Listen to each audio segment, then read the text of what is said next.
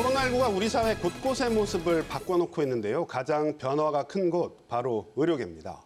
특히 일반 병원이 감당하기 힘든 감염병에 대응을 하고요. 지역의 안정적인 방역망 구축을 위해서 공공의료원의 필요성이 어느 때보다 강하게 제기되고 있습니다. 오늘 KBS 생생토론에서는 대전의료원 설립의 필요성과 추진 상황에 대해서 이야기 나눠보도록 하겠습니다. 그럼 먼저 자리에 함께 하실 분들 소개해드리도록 하겠습니다. 먼저 더불어민주당 장철민 국회의원 나오셨습니다. 안녕하십니까.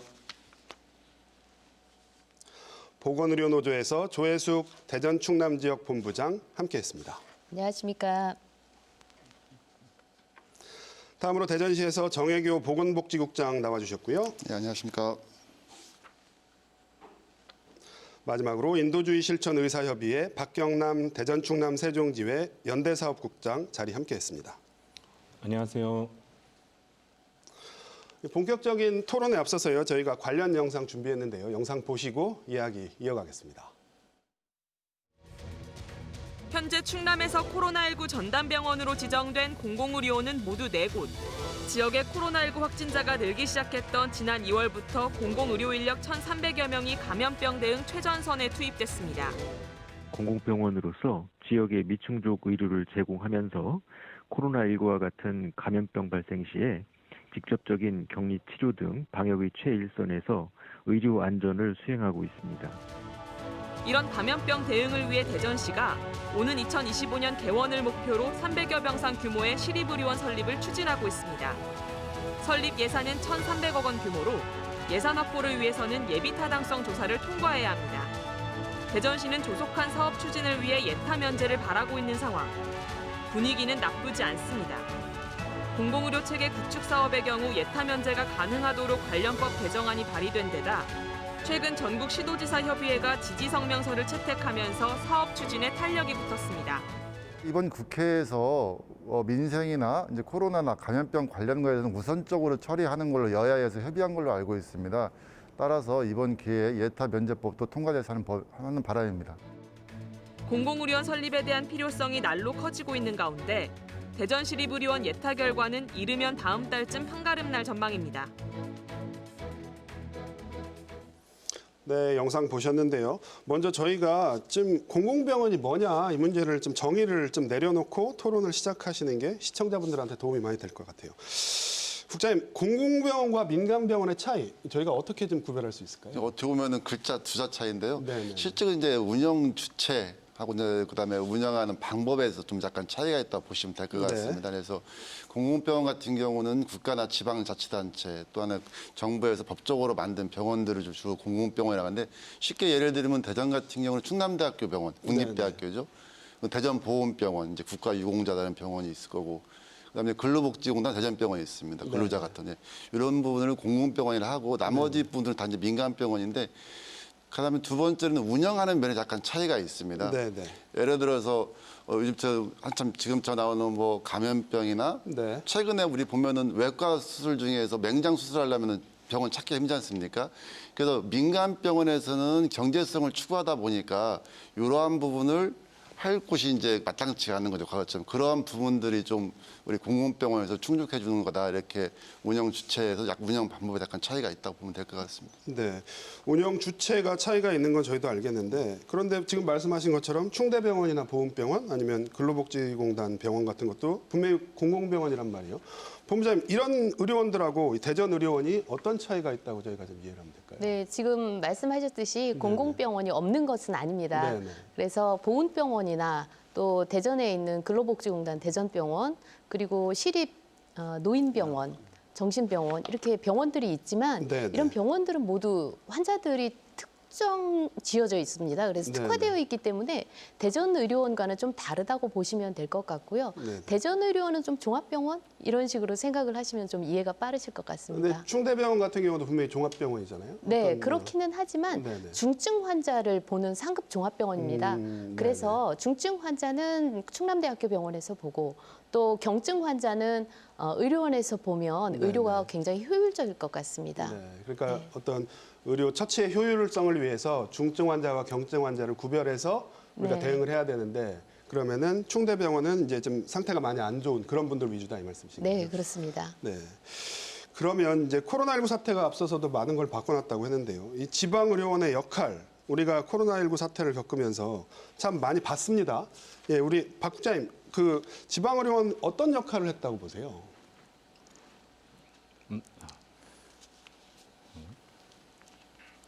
저희가 그러면 이 질문은 우리 저기 장 의원님께 먼저 정부 여당의 평가는 매우 후했습니다. 네. 지방의료원의 역할 어떻다고 보시는지. 저희가 네, 그 대전은 이제 지방의료원, 대전의료원을 지금 설립하려고 하고 있는 거고 없으니까 네. 저희가 코로나 확진자가 이렇게 좀 많이 늘어나고 했던 상황에서는 사실은 저희 대전에서는 이 수용이 다 안 돼서 네. 사실 충남 지역의 지방의료원들로 많이 이 환자들을 이송하는 일들이 있었습니다. 네.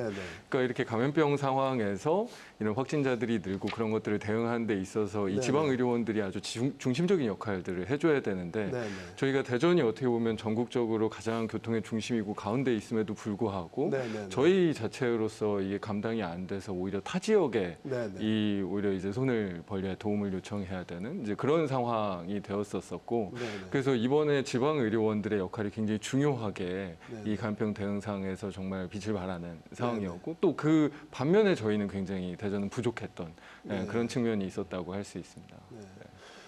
국장님, 실제- 평소에는 아, 지방의료원에 대한 역할을 잘 못 느꼈을 것 같습니다. 네. 근데 이번 코로나19 사태를 겪으면서 지방의료원이 대부분 그 전담병원으로 전환을 해서 치료를 했거든요. 네. 그래서 중앙정부가 컨트롤타워 역할을 하면서 전국에서 의료원과 공공병원이 그 컨트롤타워의 하나가 돼서 역할을 굉장히 잘 해줬고요. 지금 우리가 방역과 치료 이 모든 것들을 잘 해낼 수 있는 것이 의료원의 가장 큰 역할이었다라고 보여집니다. 네. 정 부장님, 대전 같은 경우에요. 사실 의료원이 없다 보니까 환자가 충대병원에 다 수용이 안 됐죠. 그래서 그렇죠. 대전 환자 사실 충남 지역 의료원의 신세를 좀 진 측면이 있습니다. 예. 이제 기본적으로 이제 우리가 의료 체계를 놓고 봤을 적에 네. 대전 같은 경우는 공공병원이 아까 제가 서두에서 말씀드린 것처럼 충남대학교 병원이 있지 않습니까? 그래서 위중증 환자들은 충남대학교 병원에 입원 치료를 하고 네. 그다음에 보훈병원은 아까 이제 특수 목적으로 그거 국가 유공자들 치료하는 병실이지만은 저희가 감염병을 전담할 병원이 없기 때문에 네. 보훈병원을 정부랑 협의해서 감염병 전담병원을 지정을 했습니다. 그래서 네. 그쪽에 병실을 확보하고 또 이 외에도 저희가 뭐 천안의료원이나 다른 타지에 그 의료원들이 이용하고 있는데 전국적으로 지방의료원 역할이 이번 코로나19와 관련해서 굉장히 역할이 중요했던 것은 뭐냐면 저희가 분석을 해보니까 네. 전체 환자의 80% 정도가 지방의료원에서 치료했습니다. 아, 전국에 전국적으로요? 34개 예. 지방의료원이 있는데 기본적으로 이 감염병 같은 경우는 일반 병원에서는 굉장히 꺼려합니다. 네, 저희가 네. 그 뭐 예전에 메르스도 한번 경험한 적이 있었는데 그러니까 일반 병원에서 뭐 확산이나 이런 걸 방지하기 위해서 환자를 받지 않기 때문에 부득이하게 공공성이 개입할 수밖에 없고 그래서 대전 같은 경우는 지방의료원이 없어서 충남대학교 병원하고 보훈병원을 이제 감염병 전담병원 지정을 해왔던 거죠. 지금 어떤 아무리 대형 병원이라도 민간 병원은 어떤 감염병 환자에 대응하는데 좀 어렵다고 얘기해 그렇습니다. 주셨는데. 예. 박사님 아까 제가 너무 사실 말씀하시죠. 지방 의료원, 네네. 공공병원들이 사실 지금은 그 역할들이 네네. 많이 회자되지 않고 사실 전염병, 감염병이 발생하면서 비로소 그 중요성이 회자되고 있지만 네네. 사실 우리나라 이제 그 역사 초기에부터 네네. 시작해 보면 60년대, 70년대 이때를 보면 사실 지방 공공병원이 네. 지역 의료 병원의 중심이었습니다. 네네. 사실 그런데 이제 이후에 그 병원을 운영하는 그 방식이나 이런 것들이 좀 바뀌면서 사실 지역 의료원들이 낙후의 과정을 겪고 왔었고 그래서 역할들이 많이 축소되고 있었죠. 네네. 사실 그러면서 이제 이후에 그 우리나라에서 그 지역 의료원에 대한 역할들과 그런 기능들 이런 것들 의미들이 다시 재평가되고 네. 사실 있는 실정입니다. 앞으로 이것들이 많이 복원이 돼야 될 것 같아요. 말씀하신 대로 이번 사태가 어떤 의료원, 지역 의료원에 대한 어떤 그 필요성이 우리가 격하게 공감하는 그런 계기가 됐는데요. 정 국장님 그런 말씀 해주셨단 말이에요. 민간 병원은 아무리 대형이라도 감염병 환자에 대응하는데 취약하다고 했는데 박 국장님 응급실에 계신다고 얘기를 들었는데 네. 실제로 뭐 코로나 뭐 의심 환자라든가 이렇게 응급실로 내원을 했을 경우에 네. 이게 좀 대응이 사실 좀 어려운 측면이 있죠. 민간 병원 같은 경우는. 민간 병원이 어려운 측면이 있죠. 네네. 맞습니다. 민간 병원은 사실 이제 그 민간병원에서 환자의 구성에 따라서 네, 또 네. 이제 민간병원의 수입이나 이런 것들 또 네, 운영에 막대한 좀 차질이 또 발생할 수도 있거든요. 네, 네. 사실 이제 그런 부분들이 있긴 하지만 사실 민간병원들도 우리나라에서 많은 역할들을 하면서 네, 네. 잘 대응을 잘 하고 있습니다. 네, 근데 네. 문제는 이제 공공병원과의 어떤 협업, 역할 분업 뭐 이런 네, 것들이 되게 중요한 부분이거든요. 네, 네. 사실 그 부분에서 공공의료원이 이번에 특히 메르스 사태부터 시작해서 지역에 감염병이 발생했을 때 정말 중요한 역할을 해준 것은 사실 분명합니다. 네. 그래서 그래서 이걸 제가- 통해서 네네.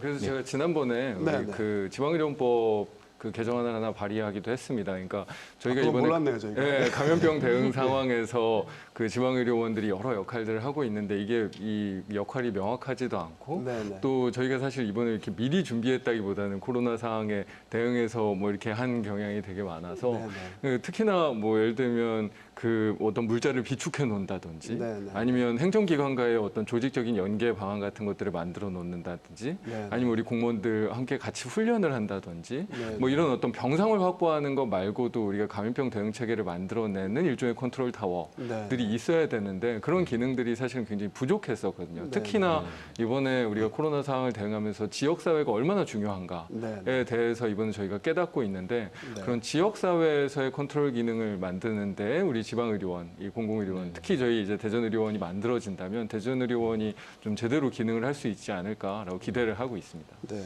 사실 그런- 메르스 이후에 네, 네. 대한민국의 여러 병원들, 또 병원급 이상에서 감염병에 대응하기 위한 시설의 확충들 이런 것들이 많이 이루어져 있었거든요. 네, 네. 근데 그 확충들이 사실 때 메르스 사태 때 경험한 것에 제한되어 있었습니다. 네. 근데 이번에 코로나 때는 그때보다 훨씬 많은 수의 대량의 환자들이 발생했잖아요. 예. 그래서 사실 이제 기존에 있었던 그런 시설이 확충된 시설만 가지고는 해결할 수 없는 어떤 비상 시국이 분명히 발생할 수 있는 거고 네. 이 시국에 유연하게 그다음에 효과적으로 빠르게 대처하기 위해서는 분명 공공의료 시스템의 확충이 분명히 필요한 것은 분명한 것 같습니다. 지금 박 부장님이 메르스 얘기해 주셨는데 사실 네. 정 국장님 대전은 메르스 피해가 가장 컸던 곳입니다. 근데 그렇죠. 예. 대전만 의료원이 없단 말이죠. 아니 뭐 대전만은 아닙니다만. 예. 지방의료원 실태 한번 좀 여기서 정리를 좀 해주시죠. 예. 그래서 지금 전국적으로 지방의료원이 34군데가 34 있습니다. 군데요. 34군데가 네네. 있는데 이제 우리가 좀 오해를 하는 것 중에 하나가 있어요. 물론 이제 민간 병원은 수익성을 추구한다 하지만은 우리 공공병원은 적자가 아니냐. 그럼 다 시민들 세금으로 병원을 운영해야 되는데 민간 병원도 많이 있는데 왜 공공병원을 굳이 만들어야 돼 이렇게 오해할 수가 있는데 저희가 2019년 자료를 놓고 조사를 해보니까 34군데의 그 지방의료원 중에서 네네. 흑자가 16군데더라고요.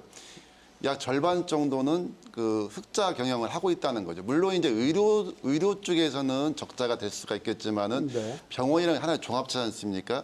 예를 들어서 뭐 거기에 입주 시설도 있을 것이 여러 가지 부대 시설이 있겠죠. 외부 시설 같은 경우. 그런 쪽에서 막 흑자를 해가지고 어느 정도 보존을 하고 있다는 거고 평균적으로 보니까 한번 25억 정도 적자를 보는 데가 이렇게 있더라고 따져보니까요.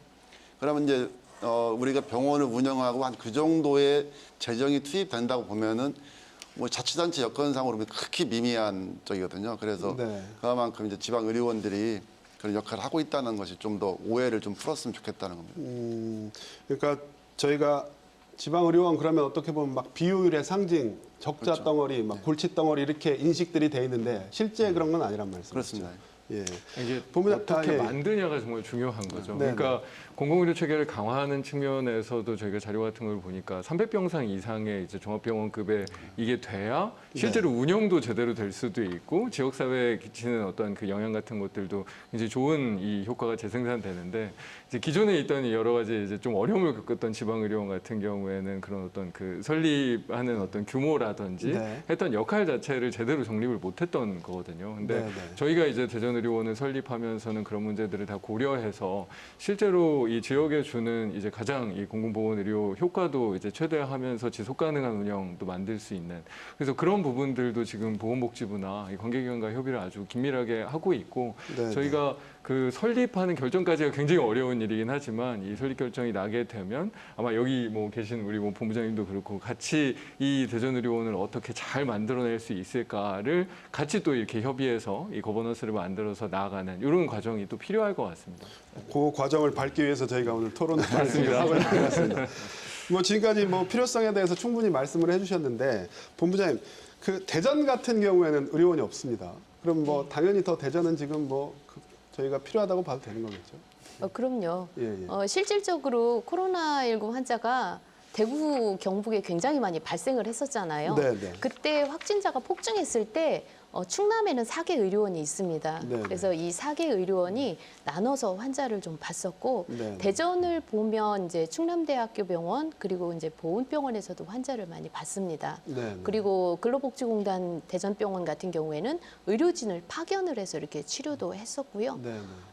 대전 천안에서 확진자가 확 발생을 했을 때는 충남의 4개 의료원에서 수용이 가능했습니다. 네, 네. 근데 이제 대전에서 이후에 확진자가 급증했을 때는 갈 곳이 없어서 중증 환자는 충남대학교 병원에 그리고 경증 환자는 충북과 그리고 이제 충남의 4개 의료원 이렇게 네, 나눠서 치료를 받았고요. 심한 때는 이제 한 가정에 확진자가 여러 명 발생했을 때 이 가족들이 뿔뿔이 이제 흩어져서 치료를 저도 그 기사 받는 본 적 있습니다. 네, 네. 웃지 못할 일도 있었습니다. 저희가 어떤 자료를 봤더니 9월 말 현재 기준으로요. 그 충남 대전에서 발생한 이제 확진자 중에 한 30% 정도는 이제 충남 지역 의료원으로 가서 대전에서 치료받을 곳이 없어서요.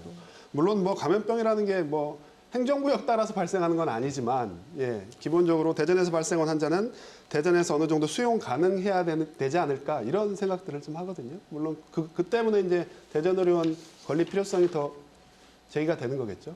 네, 맞습니다. 오히려 더 큰 역할을 해줘야 되죠. 그러니까 네네. 대전 같은 경우에는 지리적으로 어떻게 보면 뭐 대구, 광주, 수도권에서 문제가 생긴다고 했을 때에도 여러 가지 그런 완충작용을 해줄 수 있는 지리적인 여건을 가지고 있고 분명히 네. 또 우리 도시의 이 규모가 그런 역할을 해야 되는데 오히려 그런 역할이 빠짐으로써 이게 굉장히 지금 의료 시스템이나 뭐 의료 인프라도 수도권에 굉장히 집중돼 있지 않습니까? 네, 네. 뭐 근데 방금 말씀하신 대로 감염병이든 다른 질병도 마찬가지고 이게 네. 뭐 수도권만 그렇죠. 뭐 건강이 안 좋아지시는 건 아니잖아요. 네, 네, 네. 그러니까 그런 부분 우리 국가 균형 발전의 측면에서도 그렇고 대한민국 전체를 운영하는 측면에서도 우리 대전에서의 공공 인프라를 강화하는 게 굉장히 중요한 일입니다. 네, 네. 그렇기 때문에 이 대전의료원 설립 논의가 어제 오늘이 아닙니다. 제가 자료를 좀 찾아봤더니 1996년부터 이게 논의가 시작이 됐더라고요. 그런데 아직도 뭐 이 얘기를 20년 넘게 계속하고 있습니다. 특히 이제 2018년 5월에 벌써 2년도 훨씬 더 됐는데 2018년 5월에 이 KDI가 예비 타당성 조사를 시작을 했습니다. 이 예비 타당성 조사만 지금 뭐 2년 넘게 하고 있는 건데 부장님 이거 왜 이렇게 지지부진한 거예요? 일단은 기본적으로 저희가 처음 논의한 것은 뭐 25년 전이죠. 상당히 이제 오래되었었는데 그때 네. 96년도였었거든요. 네, 네. 그래서 대전 시립병원을 만들자는 논의가 있었는데 어느덧 진행되다가 또 97년도에 그 IMF 사태가 있었습니다. 또 재정적으로 이제 투자하기 힘드니까 또 중단되었다가 또 계속 논의 과정을 거쳤었고 최종적으로 이제 아까 말씀하신 2018년도 5월에 이제 KDI에 저희가 여타 대상 사업 선정에서 제출을 했었고 한 2년 5개월 정도 지금 KDI에서 여타를 분석 중에 있는데 네, 네. 첫 번째로는 그 지방의료원 신축에 대한 그전에 사례가 없었습니다. 여타 사례가 없다 보니까 그런 자료를 가지고 분석하는 데 좀 시간이 걸렸던 것 같고요. 신축 전국에 34개나 있는데 사례가 예, 그 전에 이제 예타 네, 제도가 네. 도입된 이전에 설립이 됐었고 제도 물론 도입 중간에 이후에. 이전한 경우 있었습니다. 이전이나 이런 거 네, 있었지만은 새롭게 지방의료원을 설립한 것은 이제 예타가 처음으로 우리 대전시 네, 네, 의료원이 네. 적용이 되는 거고 그다음에 지금도 현재 뭐 서부산이나 광주, 울산 쪽에도 지금 우리 동향을 지금 보고 있습니다. 광주, 울산이 없거든요. 광역시 쪽에서. 그래서 네, 그쪽도 지금 보고 있는데 그런 게 하나가 있었고 두 번째로는 예타 제도가 또 중간에 바뀌었습니다. 그중 우리가 잘 알고 있는 이제 KDI라고 이제 흔히 얘기하는데 KDI에서 예타를 전적으로 이렇게 총괄했었는데 그에 대한 어떤 비용이나 편익 이런 문제들이 있다 보니 작년 4월에 제도를 바꾸면서 KDI는 BC, 비용과 편익 분석만 하고 나머지 여러 항목들이 있습니다. 정책적이나 뭐 지역균형 발전 이런 항목들이 있는데 이런 항목들은 기재부 주관의 어떤 위원회를 통해서 결정하는 방식으로 예타가 바뀌었습니다. 변경이 되다 보니까 이런 것들이 있었고 특히 더더구나 이제 올해 감염병 관련해서 코로나19와 관련해서 이게 어느 정도 진정이 되고 끝나지 않고 계속 지금 1월 달부터 거의 뭐 9개월 넘게 지금 1년 지속되지 내내 않습니까? 예. 뭐라고 봐도 되죠. 그러다 보니까 코로나가 어느 정도 종식이 됐으면은 코로나 비용이나 이런 것들이 예타에 들어갈 수가 있는데 네, 네. 아직 종료가 안 된 시점이다 보니까 KDI에서도 상당히 어려움을 겪었죠. 네. 그래서 현재 병원에서는 KDI의 그 BC 비용과 편익은 마무리가 됐고 네네. 이제 앞으로 남아 있는 것은 이제 우리가 AH 평가 종합 평가라고 하는데 기재부의 그 평가가 지금 남아 있습니다. 네. 지금 KDI 눈치를 보시느라 KDI 시각으로 이렇게 입장을 많이 대변을 해주셨는데요. 박 국장님, 그 어떤 대전의료원이라는 게 어떤 지역의 긴급 의료 재난 상황, 물론 감염병 말고도 이런 경우가 많습니다. 그런 긴급 의료 재난 상황에 대비해서도 분명히 필요성이 있죠. 저희가 좀 어떻게 이해를 하면 될까요? 그렇죠. 분명한 이번 그 재난 상황에서의 필요성은 이미 메르스와 그다음에 코로나19 네네네. 사태가 이미 그 반증을 하고 있는 것이죠. 네, 네. 그래서 사실 이제 지역 의료원, 특히 공공병원이 필요한 이유 중에 하나는 이것이 가질 수 있는 역할들이 네. 사실 매우 광범위한 역할을 가지고 있기 때문이기도 합니다. 네, 네. 민간병원, 사립병원만으로는 해결할 수 없는 부분들이 되게 많이 있는 거거든요. 네, 네. 사실 사실 이제 이 감염병에 의한 이런 재난 상황 이전부터도 자신들의 역할들을 충실히 해왔어요. 네, 그 네. 역할들 중에 어떤 것이냐면 취약계층에 대한 진료 지원. 네, 네. 네네네. 우리들이 이제 분명 의료기관이 거리만 가깝다고 갈 수 있는 게 아니거든요. 그렇죠. 그렇죠. 내가 돈이 있어야 갈 수 있는 거고 어떤 굉장히 지불 능력이 있어야 갈 수 있는 시스템입니다. 그러나 이제 지불력이 없고 경제 상황이 떨어졌을 때 이런 사람들이 어떻게 의료기관을 이용할 수 있을 것이냐에 대한 어느 정도의 답, 완벽한 답은 아니었어요. 하지만 어느 정도의 답을 지역 공공의료기관이 항상 이렇게 제공해 주고 있었고요. 네, 네. 근데 이런 부분들이 계속 약화되고 있던 것들이 사실 또 현실이었습니다. 네. 근데 오히려 이런 것들에 대한 환기를 재난 상황, 감염 상황이 환기시켜주는 게 오히려 또 아이러니일 수 있어요. 사실 공공의료 시스템, 우리나라 전체 의료 시스템에서 우리 시스템의 어떤 이 역할이 광범위한 의료 자체는 공공적인 영역이거든요. 네. 사실 아까 이제 공공의료란 민간의료와 공공의료의 차이가 무엇이냐 이런 질문이 나왔었지만 우리가 본질적으로 먼저 생각해야 될 질문은 무엇이냐면 의료 자체가 가진 성격이 어떤 것이냐에 대한 질문입니다. 네, 네. 우리 자체는 공공성을 띠고 있는 거거든요. 네. 우리나라 헌법에도 보장되어 있지 않습니까? 인간은 그렇죠. 세계 인권선에서 인간 이유만으로도 존엄하다. 그렇죠? 이로 인해서 여기서 파생되는 권리들이 많이 있습니다. 우리 치료받을 생존권을 권리가 가지고 있죠. 있고, 예, 예. 건강권을 가지고 있고, 네. 우리 건강을 유지하기 위해서 보건의료에 접근할 수 있는 보건권을 가지고 있는 것이죠. 네, 사실 네. 이거는 이 사회가 정부가 함께 보장해줘야 될 부분인데 사실 이것이 민간병원 위주의 시스템에서는 모든 것을 보장할 수 없기 때문에 네. 이런 것들이 비어있는 부분들을 어떻게 보장해 줄 것인가에 대해서 공공의료에 막대한 영향을 사실 가지고 있습니다. 네. 이런 부분을 충분히 좀 고민해 봐야 될 것 같습니다. 네. 그런 박 부분 국장님, 때문에 박 국장님 말씀하신 것처럼 저 정확한 지적 같고요. 다만 이제 지금 이제 감염병이 계속 이렇게 코로나19가 계속 오랫동안 되다 보니까 이제 그 지방의료원 기능이 감염병만 기능이 있는 거 아니냐라는 또 오해할 수가 있거든요. 네, 네. 물론 이 기능은 당연히 포함되고 있고요. 그냥 큰 틀에서 놓고 본다면은 아까 공공과 민간에 있을 적에 민간이 근 10년 동안, 30년 동안 10배 이상 성장했다고 하더라고요. 민간 병원들이요. 네. 근데 성장의 그 핵심적인 비결 같은 경우는 뭐냐면은 수익성을 찾겠죠. 병원이다 보니까. 네. 그러면 그 사이에 수익성이 떨어지는 분야에서는 이제 없어지는 거죠. 아까 제가 말씀드린 것처럼 뭐 산부인과도 그렇고요. 요즘에 그 일반 외과 같은 경우 이제 그 병원에서 그러니까 수익이 좀 떨어지는 것들은 자꾸 소외가 되고 정신건강 이런 분야들. 그러면 이런 분야에 대해서는 누군가는 책임을 지고 해야 되지 않겠느냐. 그런 측면이 하나가 좀 강하고요. 그래서 우리 대전의료원이 그런 공공성을 좀 더 강조시킬 수 있는 분야로 좀 갈 필요가 있을 것 같고, 두 번째로는 이제 아까 우리 그 충대병원이나 이런 데가 있는데 그 공공병원 아니잖냐. 그런데 왜 이게 필요할까라고 하는데 충남대학교 병원 같은 경우는 우리가 3차라고 보통 하죠. 1차적으로 의원이나 네. 보건소가 있고 2차 의료기관이 있고 3차 의료기관에서 좀 더 위중한 환자들을 집중적으로 치료를 해야 되는데 현재 공공의료의 많은 부분을 충남대학교에서 담당을 하고 있습니다. 네. 예를 들어서 우리 감염병원 지원나도 충남대병원에서 하고 있고요. 그다음에 최근에 어린이 재활병원도 거기서 맡아서 하고 있는데 너무나 많은 것들이 충남대병원에 가다 보니까 충남대병원의 본연의 기능, 그러면 위중한 환자들을 치료하는 기능들에 대해서 이제 포화 상태가 되는 거죠. 그래서 이렇게 공공의료 영역은 그 3차 응급병원은 우리 그 대전의료원에서 충당을 하고 3차 의료기관은 좀 더 네트워크나 아니면 또 환자들의 집중적인 치료 원래 본연의 모습으로 좀 돌려줄 필요가 있다. 그런 쪽에서도 우리 의료원의 설립이 필요하다는 것이죠.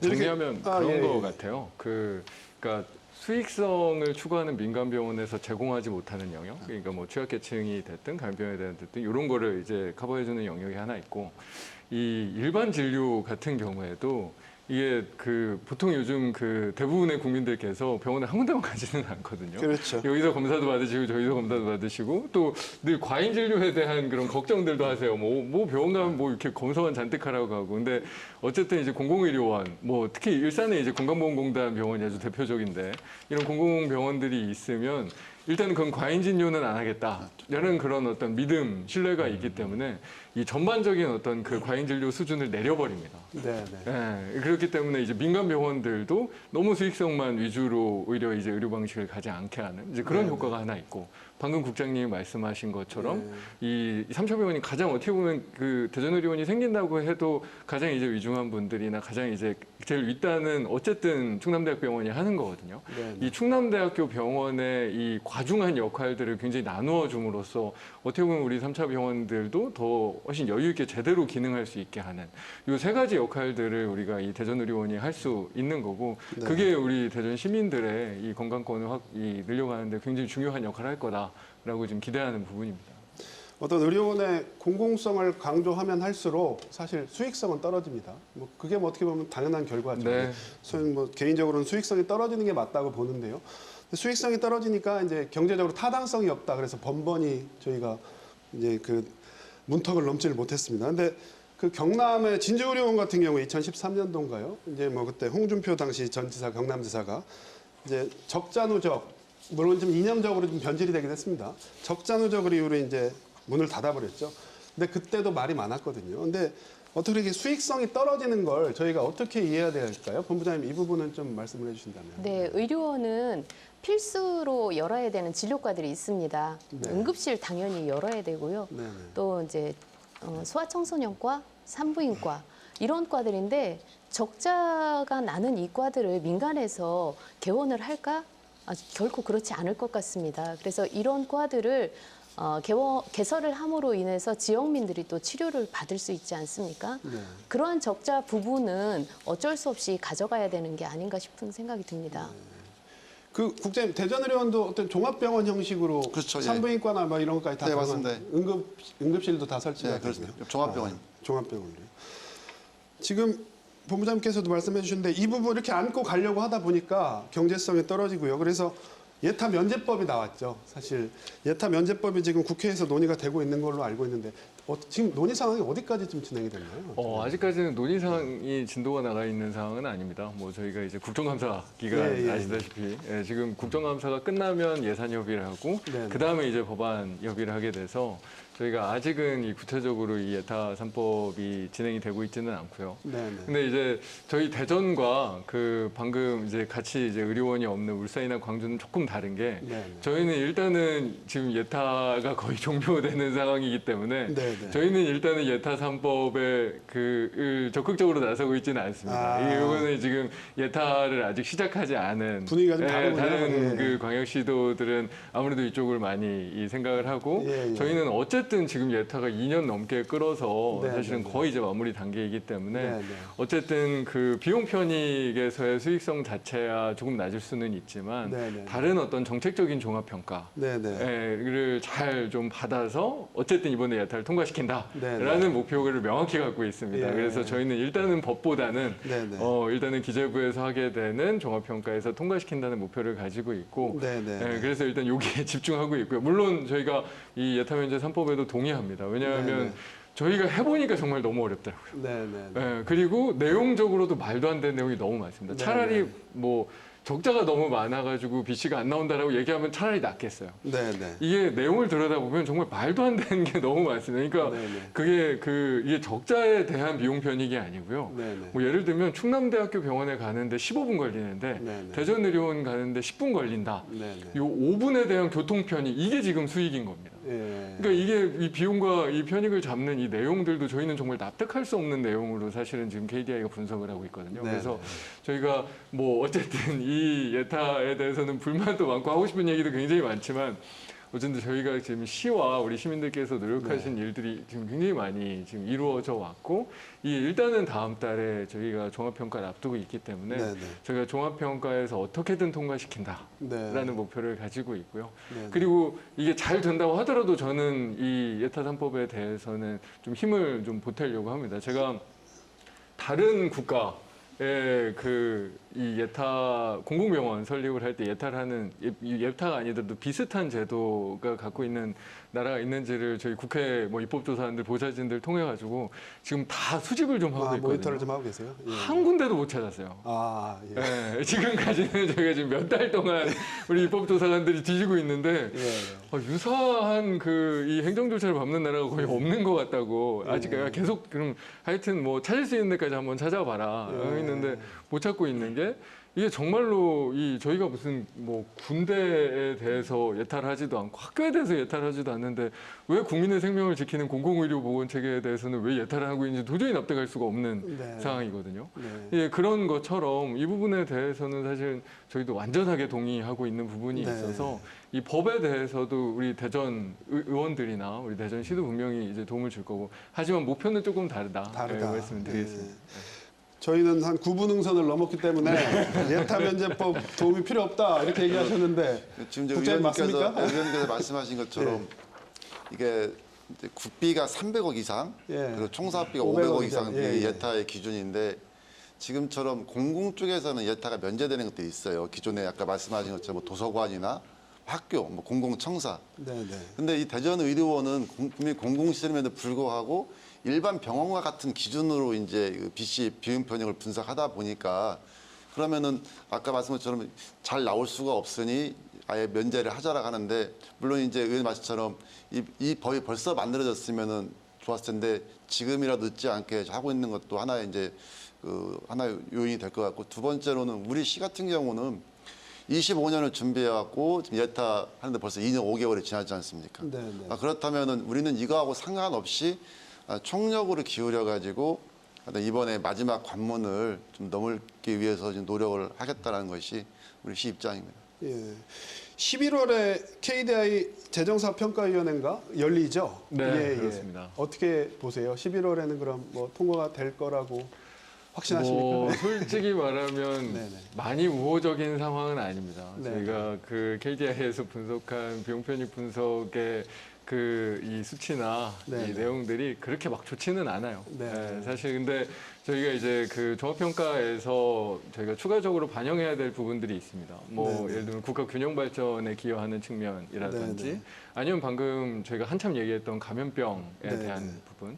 제가 안 그래도 이제 당선이 되자마자 KDI에 지속적으로 요구했던 게 네네. 코로나 상황 같은 감염병에 대한 편익이 지금 아예 빠져 있다. 네, 이거 네. 어떻게 우리가 지금 이 상황에서 지방의료원, 대전의료원을 설립한다고 할 때 감염병 대응 편익을 반영하지 않으면 어떤 국민이 그거를 신뢰하겠냐라는 네. 이야기를 굉장히 지속적으로 했었습니다. 그래서 KDI도 이 수개월 동안 그거를 반영하려고 좀 애를 쓰기는 했었어요. 네. 근데 이제 결국은 이제 KDI에서 포기한 게 도저히 못하겠다. 예, 이게 너무 그렇죠. 경험해보지 단기간에. 못한 상황이고 이게 지금 또 아직 종료된 상황도 아니어서 네. 이게 지방의료원들이 큰 역할을 하고 있는 게 맞기는 맞는데 네네. 이게 어느 정도의 이 편익으로 잡을 수치화를 그러니까 KDI는 어쨌든 수치화를 해야 되는 수치화하는 게 숙명이 어렵다. 있죠. 그래서 네. 이 부분을 그냥 아예 기재부 종합평가 단계에서 특수평가로 반영하셨으면 어떻겠냐라고 이제 의견이 있었고 그럼 뭐 못하겠다는데 어쩔 수는 없으니까 그러면 네네. 이 기재부 평가 단계에서 우리가 반영하겠다라고 해서 일단은 우리가 기재부 종합평가 단계에서 그런 아주 중요한 변수들을 좀 고려해서 논의가 돼야 됩니다. 그래서 네. 저희가 지금 뭐 우호적인 상황은 아니지만 저희가 네네. 그런 부분들을 아주 적극적으로 우리 시하고 우리 국회에서도 정말 최대한의 노력을 다해서 통과시키겠다라는 입장을 갖고 예. 있습니다. 뭐 기재부 예타라는 게 비용 편익 분석이잖아요. 근데 기본적으로 근데 저도 자료를 좀 봤더니 기본적으로 기준이 민간병 상수 기준이라고 하더라고요. 그러니까 대전에는 종합병원이 10개나 있잖아요.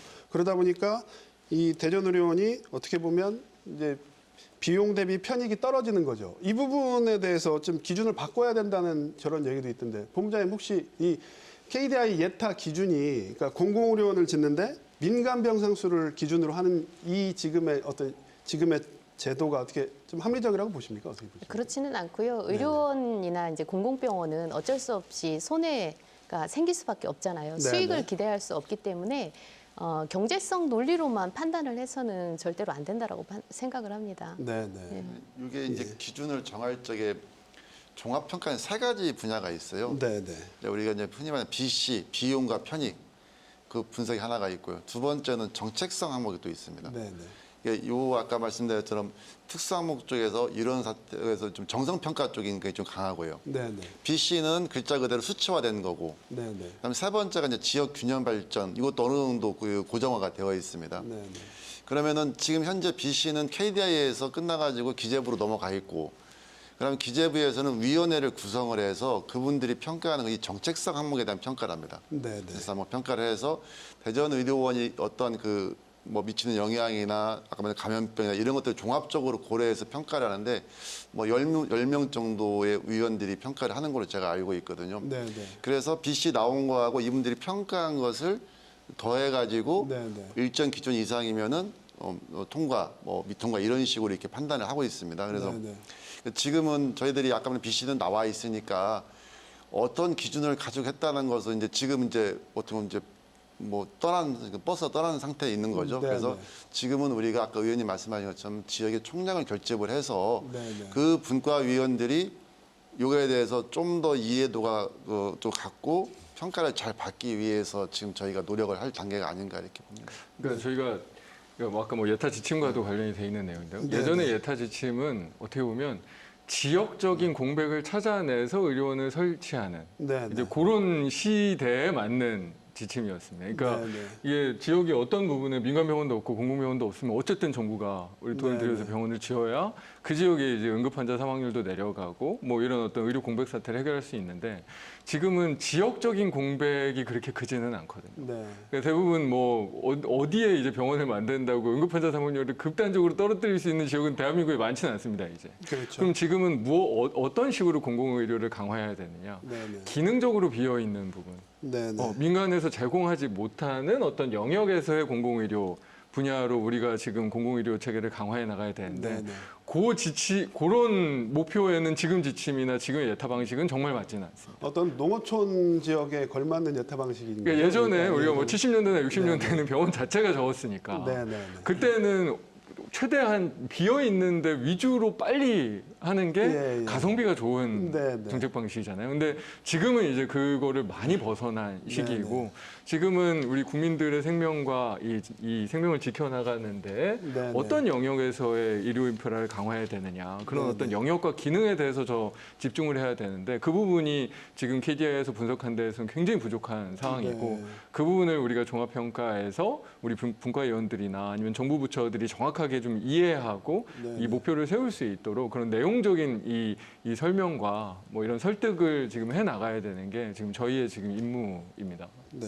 사실 이제 글쎄요, 저런 예. 생각, 저런 생각이 사실 아주 중요한 부분이라고 생각이 네, 됩니다. 왜냐하면 말씀하셨지만 거리상의 문제 뭐 이런 네. 부분이 아니라 우리가 가진 공공성이라는 이 의미 자체를 구현하기 위해서 참으로 이제 필요한 것들이 이제 그 공공의료에 대한 개념 자체도 사실 이제 변화하고 있거든요. 네. 예전에는 이제 취약계층, 취약한 시장 실패로 인해서 사적령이 담당할 수 없는 부분을 담당한다라는 이런 개념, 네. 이런 개념이 주된 개념이었다가 네. 사실 이제 지금은 공공의료 자체도 필수 의료를 담당해야 되고 거기에 더해서 이제 지역 전달 체계라는 사실 우리나라가 이제 이런 부분이 있죠. 이제 60, 70년대 특히 80년대 들어와서 건강보험 시스템이 네. 건강보험 제도가 생기면서 나라에서 건강보험을 관리하고 의료는 민간 기관에서 제공하고 네. 그다음에 이제 예방과 이제 이런 부분들 건강관리 이런 부분들은 보건소에서 관리하는 네. 사실 이런 역할 분담의 큰 구도 속에서 발전해 왔어요. 예. 이러다 보니 실제로 정작 중요한 부분은 한 부분이 간과되고 있었거든요. 그 부분은 뭐냐면 의료 전달 체계라는 부분입니다. 1차 의료, 2차 의료, 3차 의료라는 전달 체계, 네. 중증도와 경증도에 따라서 네. 이것들이 차곡차곡 전달될 수 있는 사실 이 전달 체계가 확립이 될 때 비로소 의료 시스템이 어느 정도의 효율성과 효과성을 담보할 수 있게 되는 거거든요. 그래서 이 의료 전달 시스템에서 가장 비어 있는 부분이 사실 이제 2차 기관이에요. 네. 이 2차 기관에서 역할들을 어떻게 할 것인가.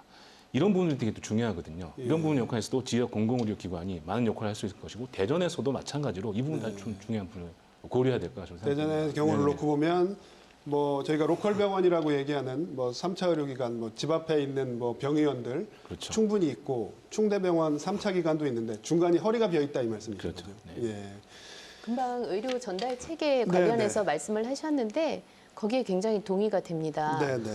충남 쪽을 이렇게 보면 의료원에서 이제 환자 보기 어려운 중증의 환자들은 이제 인근에 가까이에 있는 이제 단국대병원에서 이제 환자 치료도 했었고 네, 네. 대전을 보면 또 대전에 있는 환자들은 충남대학교에서 병원에서 진료를 했는데 이제 의료원이 없어서 어려운 경우가 있었고요. 네, 네. 근데 양쪽을 이렇게 보다 보면 의사의 수급 문제도 굉장히 중요한 것 같습니다. 예. 실제로 한 2월 달에 천안의료원에 이제 전담병원으로 전환이 돼서 환자를 보는데 감염내과 의사가 없었어요. 네. 그런 어려운 문제가 있을 때 가까이 이제 단국대병원에서 감염내과 교수를 파견을 해서 진료가 제대로 될 수 있도록 이렇게 했던 부분들이 있고 네. 이게 바로 저는 진료 전달 체계라고 생각을 해요. 예, 예. 개인 병원에서 의료원으로, 의료원에서 상급 종합병원으로, 그리고 대전에서도 마찬가지로 대전 의료원이 생기는 게 다가 아니라 여기에서 이제 환자가 생기면 충남대학교 병원, 그리고 민간병원이긴 하지만 을지대학교 병원, 그리고 건양대병원 이렇게 협력을 해서 네. 이런 진료 전달 체계가 잘 이루어질 수 있도록 하는 것, 이것이 굉장히 중요하다고 보고요. 네. 또 그것들을 지자체 안에서 다 지역에서 해결할 수 있는 그런 시스템도 갖춰져야 할 것 같습니다. 네. 어떤 대전이 사실 의료 인프라가 잘 갖춰진 곳인데요. 비어있는 마지막 퍼즐이라고 봐도 되겠네요. 어떻게 국장님 11월에 잘 좋은 소식 저희 기대해도 되는 겁니까? 일단은 저희들은 뭐 예단할 수는 없지만은 네, 네. 지금에 이제 필요한 것은 어떤 행정적인 절차가 아니고 네, 네.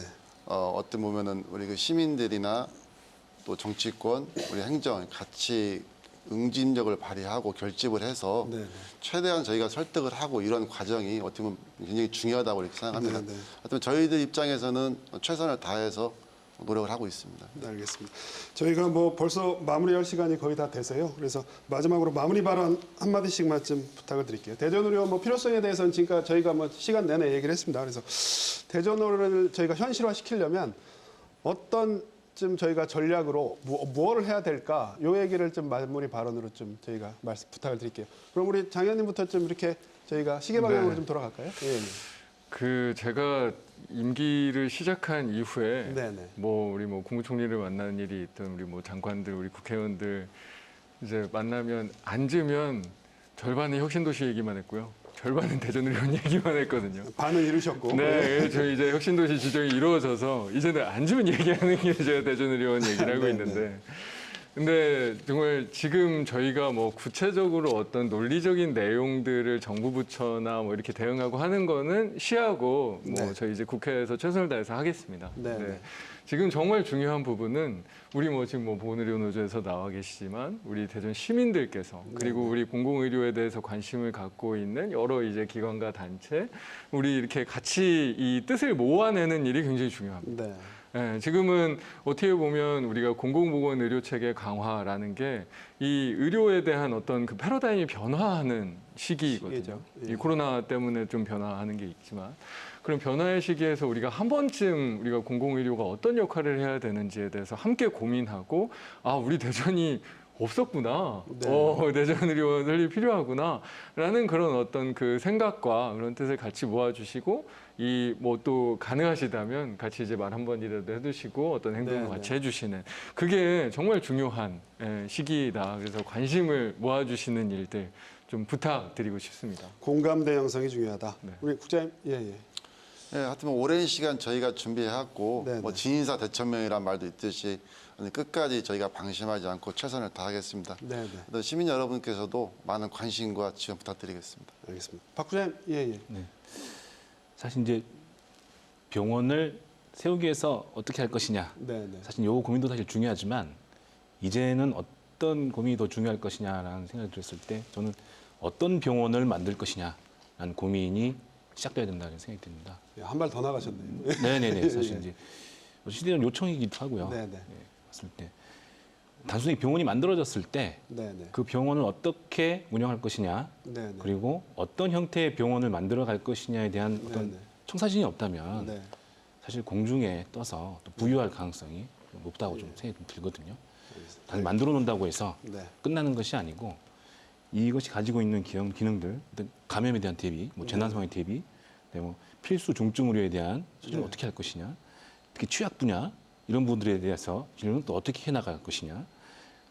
사실 이것뿐만이 아니라 지역사회의 건강관리라는 측면에서 네. 1차와 2차, 3차의 연결다리로서의 기능도 참 중요한 부분이고 네, 네. 이뿐만이 아닙니다. 사실 할 수 있는 부분들이 되게 많이 있거든요. 네. 공공의료 보건인력의 교육과 양성이라는 이 부분들에서 어떤 역할을 할 수 있을 것이고 이런 고민 속에서 봤을 때 과연 우리 지역에 필요한 2차 병원 또 의료원의 모델은 어떨 것이냐에 네. 대한 고민이 많이 필요할 것 같습니다. 알겠습니다. 대전 지역의 네. 고민만 가지고는 어려울 것 같고요. 네, 네. 이미 이제 다른 지역에서 있는 먼저 있었던 경험들 이런 것들도 충분히 참고해서 앞으로 많이 고민을 좀 많이 해봐야 될 것 같습니다. 네, 향후 5년까지도 염두에 둬야 된다.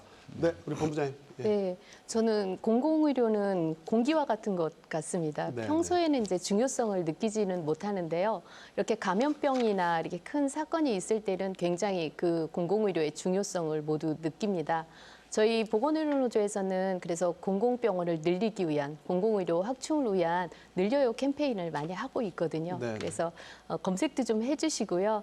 네, 저희도 함께 노력을 할 거고 또 대전의료원 시민설립운동본부와 함께 노력할 예정입니다. 알겠습니다. 공공의료 취약지구 대전이 아니라 공공의료 최선에 빛나는 대전이 되었으면 좋겠습니다. 알겠습니다.